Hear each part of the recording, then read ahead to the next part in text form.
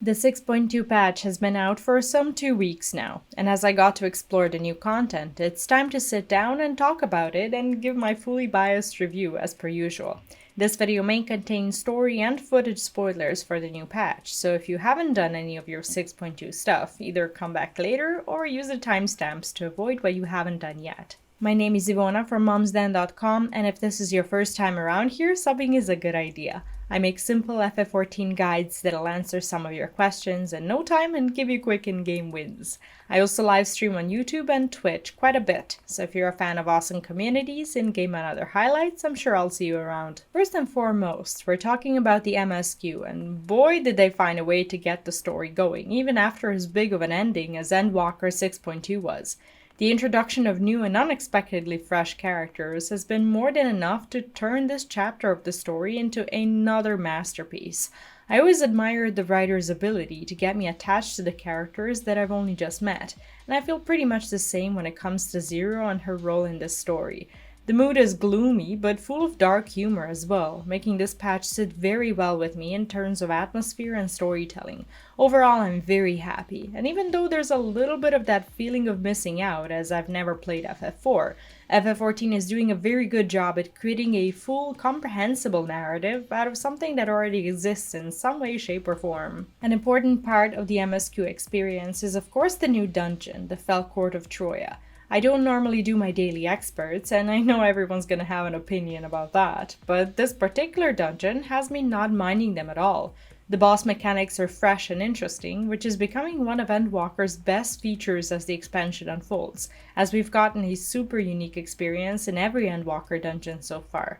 The gear set from the Fell Court is gorgeous and worth getting at least a glam piece for almost all jobs, and the story around the dungeon is just so good. However, there's something that takes the cake and all the candles when it comes to story, boss mechanics, and especially the soundtrack. And of course, I'm talking about the Abyssos.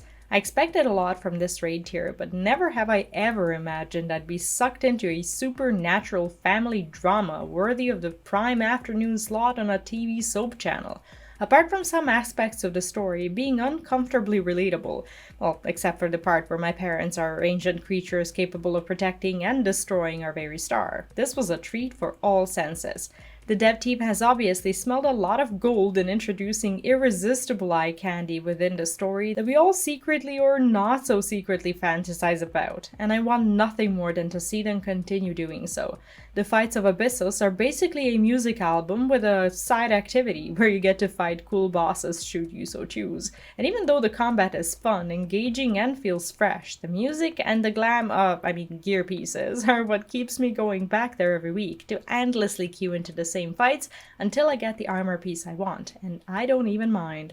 The new trial being a crucial part of MSQ on normal mode, and one of the self-inducing painful activities on extreme you can optionally throw yourself into, is a story of its own. Hectic, fast-paced, and chaotic as it is, it will have you queuing without a clue of what you're doing, but that's kind of the beauty of it.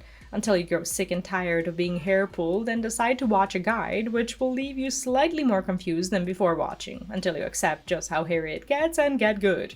Overall, I'm loving the experience, even though I still haven't gotten that damn mount. The weapons don't look nearly as impressive as the previous trials ones in my opinion, but to each their own of course. Oh, but if you thought I was complaining about a trial I love, but it chews on my soul and spits it up every time I queue for it, we are yet to get to that.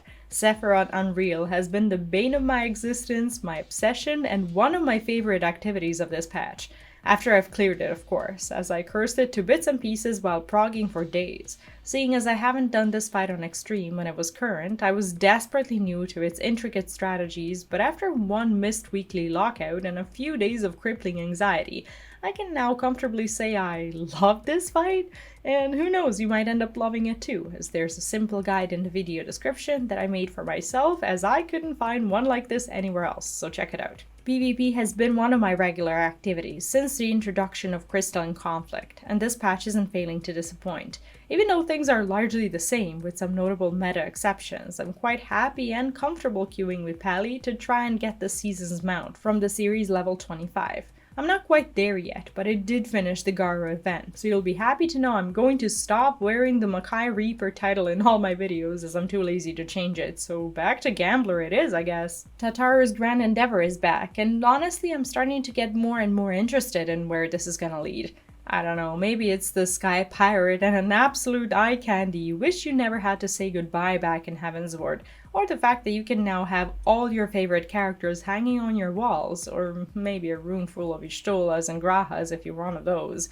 I might be. You never know, because I never hang out in my apartment on stream, and you are not welcome. I'm apparently saving the best for last, as the Island Sanctuary is the absolute king and queen of the 6.2 features, according to just about everyone and their mother. Whether it's the soothing clicking of shinies to cure your anxiety, building an empire on the coast you're so far away from in real life, like myself, or the ability to name your sheep after all your exes, this singular piece of content is having me log into FF14 just to be there, making me both play more and stream more, as I have a place to click my progging frustrations away in and actually decide to do something else other than logging out, which was kind of the point of this place, so congratulations dev team, you've got me on the hook and I'm not getting off until I get that motorcycle.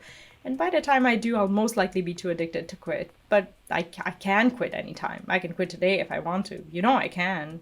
Oh, but that's not the best feature of the patch now, is it? No, it's the one and only reason why I'm no-lifing 6.2 much more than the other patches, and that's my glam dresser still being able to accept new pieces of gear.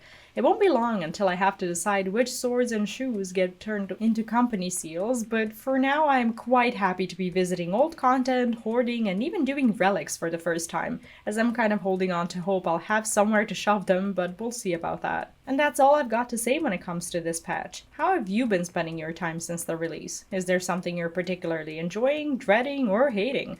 Let me know in the comments, and if you'd like to see more of my content, don't forget to sub. Massive thanks to everyone keeping the food on the table, and especially our alphas like Kathy Spear on YouTube memberships, as well as Andyman, Space Cadet Rick, and Elijah Baker over on Patreon. If you'd like to join them and keep the content going, all the links are in the description of this video. Alright now, enjoy the patch, have fun, and I'll see you in my next one. Bye bye.